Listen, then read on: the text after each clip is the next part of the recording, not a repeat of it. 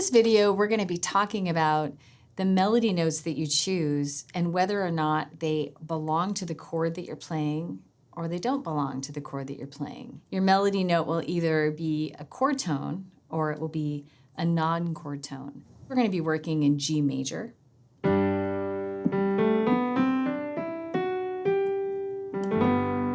So the most stable notes in this key are 1, 3, and 5. And then the unstable notes are 2, 4, 6, and 7. When you're trying to decide what to play, you want to think about, first of all, the note that you're singing. Let's say we're singing just the tonic note, the most stable note. Love. I want to pick a chord in the key. If it's going to be a chord tone, I'll pick a chord in the key that contains that note. So one of the chords in the key of G that contains that tonic note obviously is G. Love. Love sounds really stable. Another chord in the key that also contains that note is the 4 chord, C. Love. And also the 6 minor. Love. Just notice how different love felt depending on the chord that I put around it. So love, love, love. So you are the company you keep. So you want to think about surrounding your notes with really interesting chords that also help you tell your story and bring the emotion that you're looking for into your song. So that's a great way for you singers who feel like you're really uncomfortable finding chords for your melodies. Just take your melody note and say, all right, in this key, what chords also contain that note? And it'll help you find some really interesting chords that you might not come up with if you were singing along to someone else playing guitar or if you were just picking chords that you already knew existed in the key. So I'm singing the tonic note. It's stable to the key, and it's also a chord tone for all 3 of those chords, the 1, the 4, and the 6 minor. Love, love, love. So if we had a spectrum, the most stable choice to make as a songwriter would be a melody note that's stable to the key and also a chord tone. But next, we could pick something that is stable to the key, but not in the chord, just to create a little more tension. So again, I'm going to start with that tonic note. It's really the most stable note in the key of G, but that note is not in the 5 chord. So let's see what happens when I play the D major chord and sing this note. Love. It's a clash, right? Love. So you probably wouldn't want to hang out there too much. Another chord in the key that does not contain that tonic note would be F sharp diminished. Love. Also, the 2 minor doesn't have the G in it. Love. That feels good though. That sounds better than the other ones. And then the last chord would be the 3 minor also does not include that G. Love. So let me play them all in order. D, F sharp diminished, A minor, and B minor. Love, love, love, love.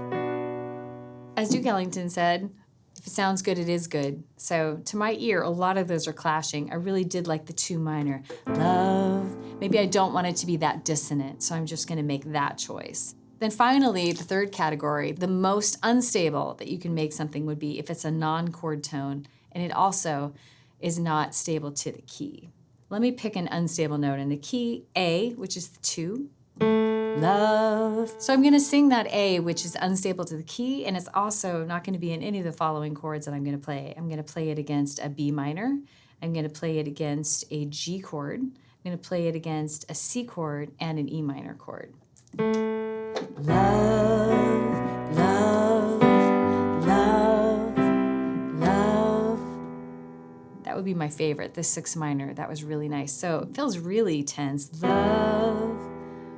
So don't just rush in and grab the first melody that comes to mind. Really take your time to really think it through until you go, that's the right one, because you can end up with such a beautiful melody. There's a melody that really depends on the chords to sound beautiful. Then there's a melody who doesn't depend on the chords. Not that it can't be enhanced by the chords, but it really can stand alone. So think about a melody that if a violinist stood on a street corner in New York City and stood there and played, you know, what would give him the most dollars? So if he sat there playing 1-note samba just on violin, that is a song that is definitely a dependent melody. It's depending on the harmony and the groove to really make it come alive.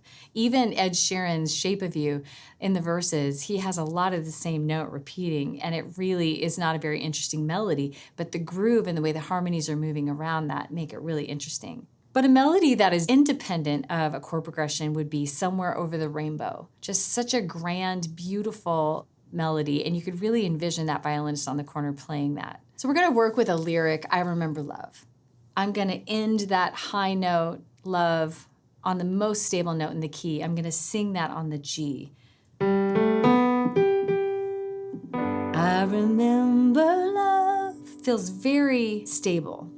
Now I'm going to sing I Remember Love on that same note, but now I'm going to change it to the 4 chord so that it's stable to the key and it's also a chord tone.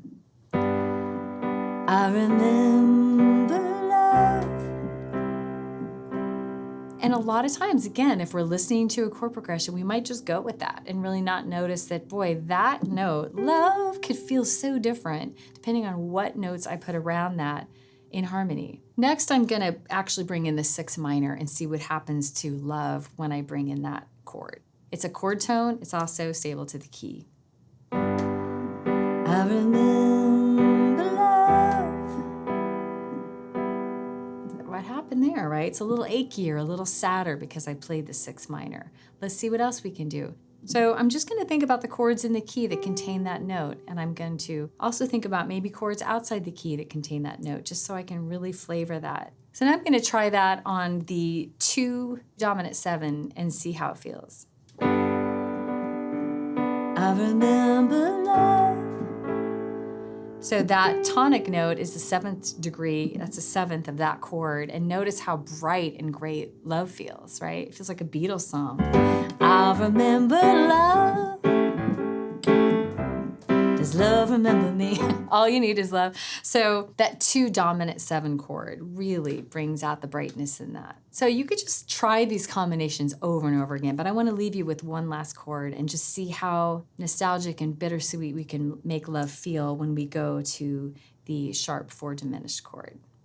One of the chords that can break your soul. I'll also add a 4 minor at the end.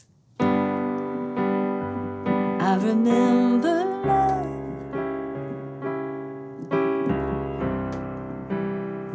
Does love remember me? I feel like I just wrote a Beatles song. But isn't it interesting? The same note, that is the most stable note in the key, but when you pair it with a sharp 4 diminished chord, it just feels so different. So you can think about chord tones and non-chord tones, taking the note that you're playing and really trying to think about what chord contains this note and try out as many combinations as you want until you find just the right chord for your song.